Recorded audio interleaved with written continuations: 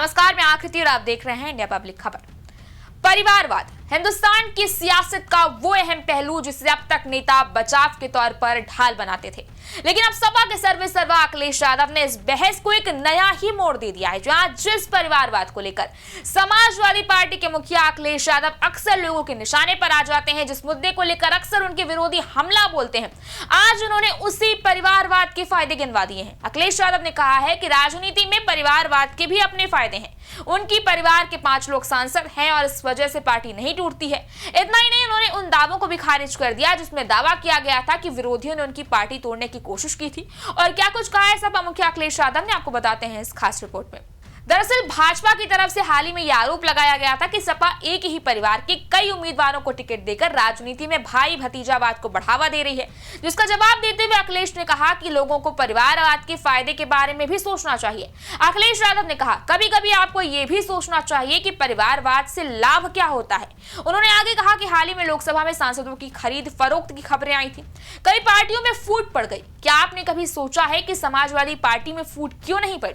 अखिलेश यादव ने खुद ही अपने सवाल का जवाब देते हुए कहा, क्योंकि उनकी पार्टी के 5 सांसद एक ही परिवार से थे। हमारे कई मुस्लिम सांसद थे और उनमें से कुछ कट्टर समाजवादी थे। मेरा मतलब है कि कभी कभी परिवारवाद के फायदे भी होते हैं। उन्होंने ये भी कहा कि समाजवादी पार्टी को तोड़ने का कोई प्रयास नहीं किया गया। इसी साल जून में एनडीए की सहयोगी सुहेल देव भारतीय समाज पार्टी के मुखिया ओम प्रकाश राजभर ने दावा किया था कि तृणमूल कांग्रेस के बाद समाजवादी पार्टी संसद में फूट का सामना करने वाली अगली विपक्षी पार्टी हो सकती है। आपकी जानकारी के लिए बता दें कि अखिलेश यादव के परिवार में जो 5 सांसद हैं, उनमें कन्नौज से खुद अखिलेश यादव, मैनपुरी से उनकी पत्नी डिंपल यादव, बदायूं से चचेरे भाई आदित्य यादव, फिरोजाबाद से चचेरे भाई अक्षय यादव और आजमगढ़ से चचेरे भाई धर्मेंद्र यादव शामिल है।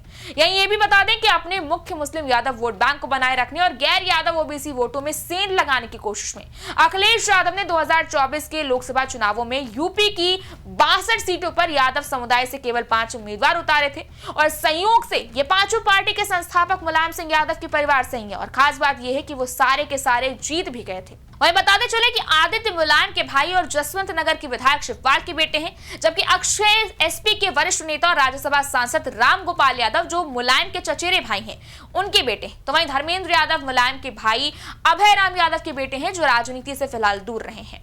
और अखिलेश यादव ने जिन मुस्लिम सांसदों का जिक्र किया, उनमें गाजीपुर से अफजाल अंसारी, कैराना से इकरा चौधरी, संभल से जियाउर रहमान और रामपुर से मोहिबुल्लाह शामिल हैं। अब इन सब में मोहिबुल्लाह को छोड़कर बाकी तीनों को अपने परिवारों से राजनीतिक विरासत मिली है।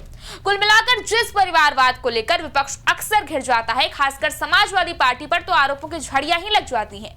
आज उसी परिवारवाद को लेकर अखिलेश यादव का तर्क है कि परिवारवाद के अपने अलग ही फायदे हैं। उनका कहना है कि एक ही परिवार के 5 सांसद होने की वजह से समाजवादी पार्टी आज तक टूटने से बची है। लेकिन अपने इस बयान को लेकर सपा मुखिया अब सवालों के घेरे में भी आ गए हैं। सवाल यह है कि क्या सियासत में किसी दल की वफादारी सिर्फ खून के रिश्तों पर टिकी रहती है? बहरहाल भारतीय राजनीति में परिवारवाद की यह बहस कोई नई नहीं है, लेकिन सपा मुखिया अखिलेश यादव का यह हालिया बयान सियासत में एक नई दलील लेकर आया है।